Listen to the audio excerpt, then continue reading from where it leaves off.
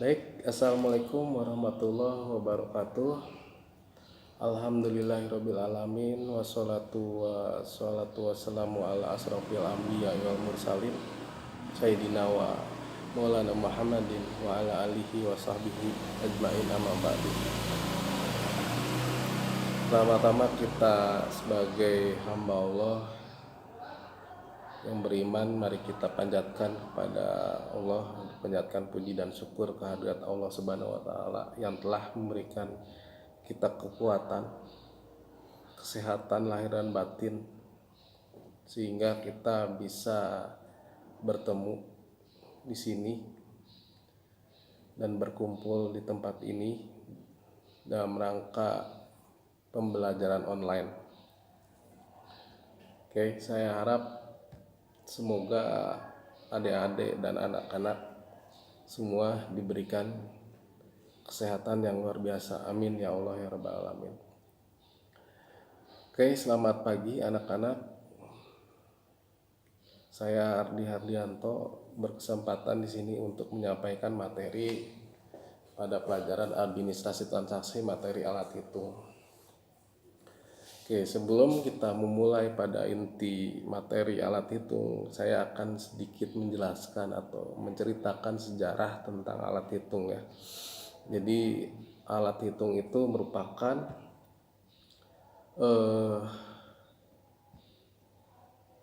alat yang sangat dibutuhkan oleh manusia, baik zaman dulu maupun zaman sekarang. Karena keberadaan alat hitung itu secara kita tidak sadari memiliki fungsi yang sangat penting bagi manusia yang berguna juga untuk menunjang aktivitas kita sehari-hari dalam menyelesaikan tugas tentunya ya. Nah, adapun alat hitung yang zaman dulu yaitu alat hitung yang tradisional yang kita kenal adalah yang pertama, mungkin kalian pernah dengar juga dengan alat hitung yang legend atau yang lama banget, yaitu yang tua banget gitu ya artinya. Nah, itu adalah sempoa. Nah, sempoa itu dalam bahasa Inggrisnya itu dikenal dengan nama abacus anak-anak. Jadi penggunaan kata abacus itu sudah dimulai sejak tahun 1387 yang meminjam kata bahasa Latin abakos yang berasal dari kata abak dan dari bahasa Yunaninya berarti tabel perhitungan. Nah, dalam bahasa Yunani abak ini juga berarti artinya adalah tabel untuk menggambar bentuk-bentuk geometris di atas debu dan pasir.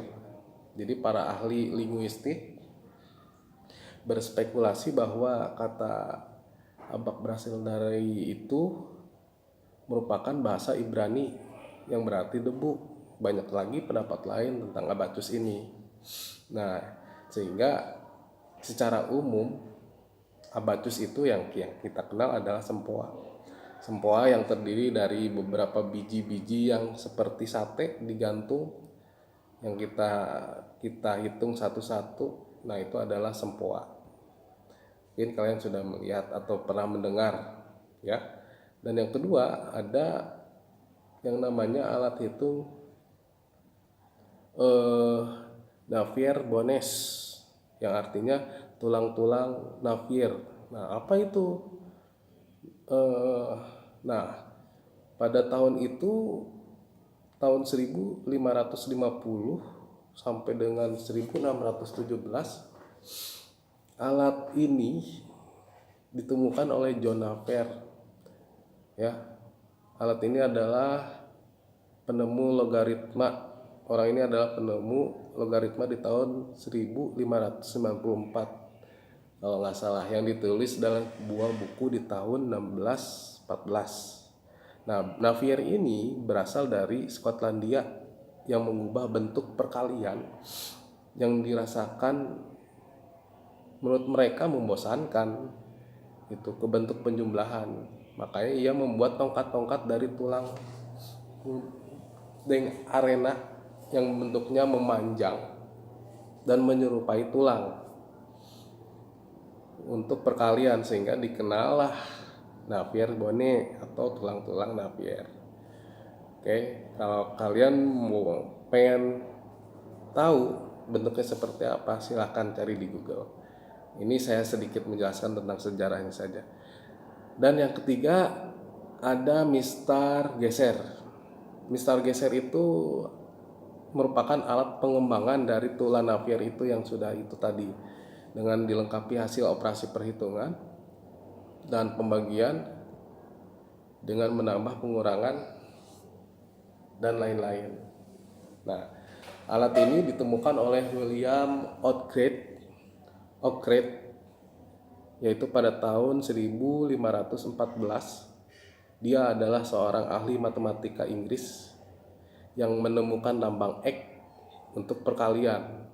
Nah, dan yang menemukan tanda kutip 2 untuk pembagian. Perbandingan, maaf.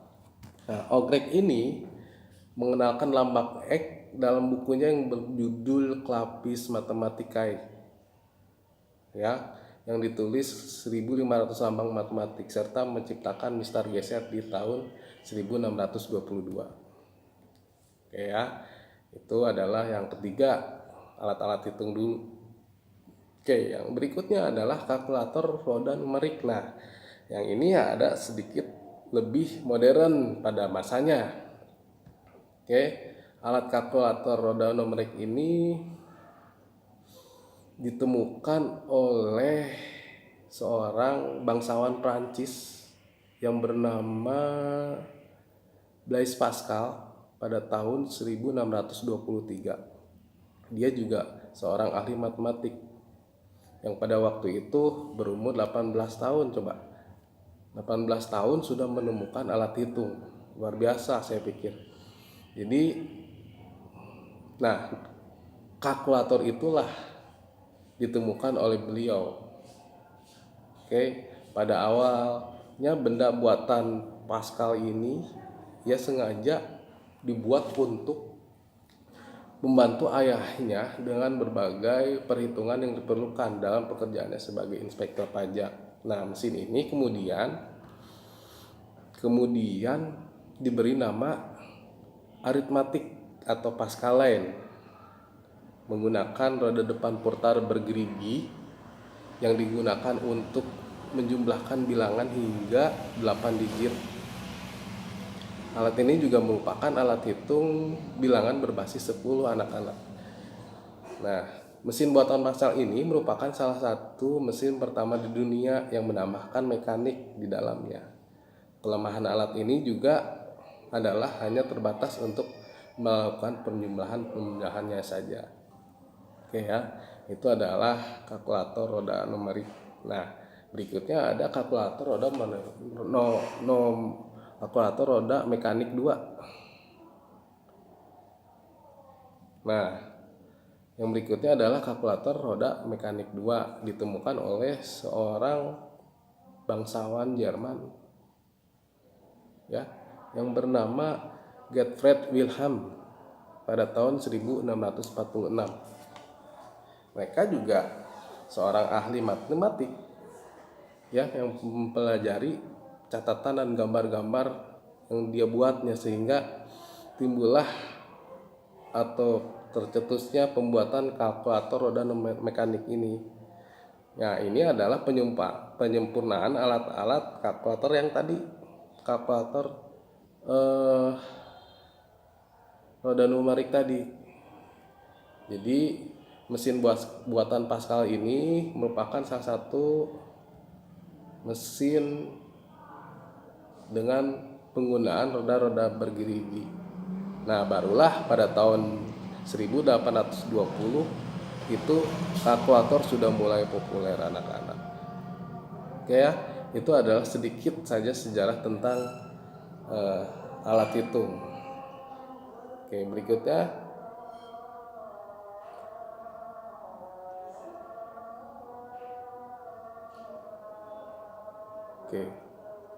pemahaman alat hitung pada zaman ini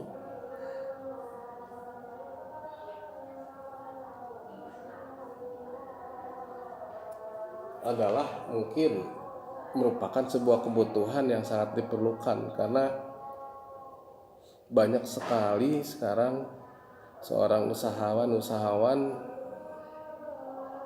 yang menggunakan alat ini. Nah, adapun di sini jenis-jenis alat hitung. Jenis-jenis ini adalah jenis-jenis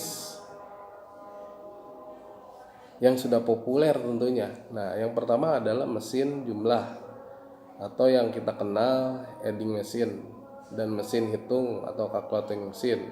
Yang kedua adalah hitung tangan, itu manual, dan mesin hitung listrik atau yang kita kenal adalah electric machine. Yang ketiga adalah mekanik dan elektronik. Ya, yang keempat ada mesin berkunci 10 atau 10 key dan berkunci banyak atau full key. Yang terakhir di situ ada mesin hitung pencetak atau printing dan tidak mencetak atau non printing. Ya, itu adalah istilah-istilah jenis-jenis alat hitung yang beredar pada zaman sekarang ini. Nah, di situ ada contoh alat hitung yang kita kenal sekarang, jauh lebih canggih, lebih berkembang, yang bisa kita temukan sehari-hari. Nah, di sini saya kasih 3 contoh sajalah ya, karena masih banyak alat-alat hitung modern pada saat ini karena durasi dan waktu. Nah, di situ yang pertama adalah cash register.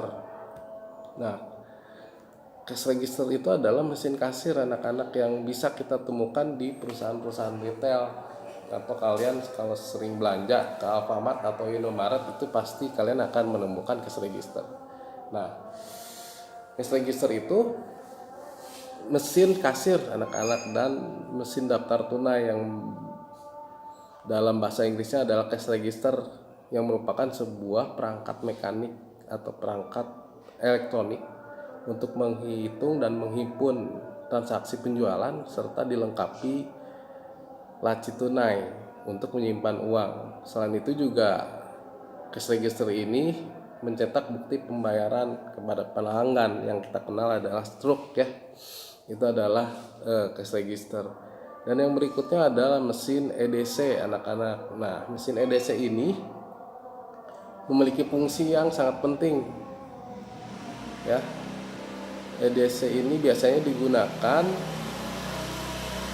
untuk bertransaksi ketika kita tidak membawa uang tunai, karena mesin EDC ini berhubungan dengan kartu kredit atau kartu debit. Biasanya anak-anak jelas kartu kredit yang di dalamnya ada nominalnya, ada nilainya. Kalau tidak ada nilainya yang tidak bisa digunakan.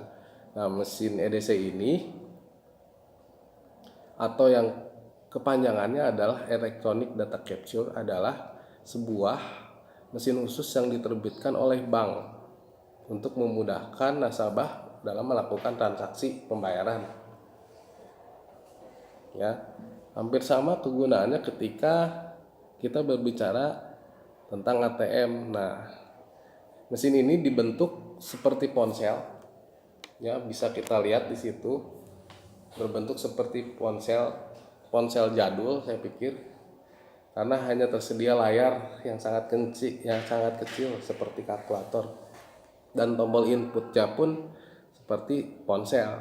Kemudian bisa diketik kode dan pinnya khusus di situ, karena pin nasabah bisa diketik di situ melalui tombol-tombol tersebut, sehingga terjadilah transaksi jual beli di situ. Oke ya, itu sedikit aja. Dan yang berikutnya ada kalkulator yang seperti tadi saya jelaskan ya, itu merupakan alat hitung yang modern saat ini ya anak-anak. Jadi kalkulator itu adalah alat yang digunakan untuk menghitung. Jelas banyak orang yang kesulitan menghitung manual dengan tangan ya, atau menghitung dengan cara menjumlahkan tangan tapi sulit dilakukan, maka alat bantunya adalah alat hitung kalkulator. Dikarenakan kurangnya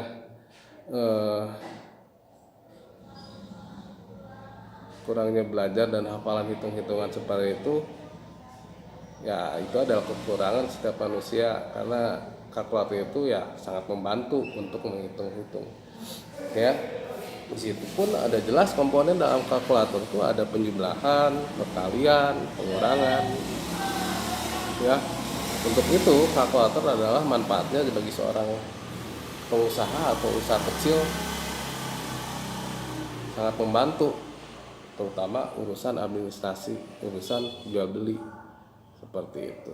Nah, itu hanya sedikit ya, dan masih banyak anak-anak contoh beberapa alat hitung yang modern saat ini. Oke, next. Berikutnya.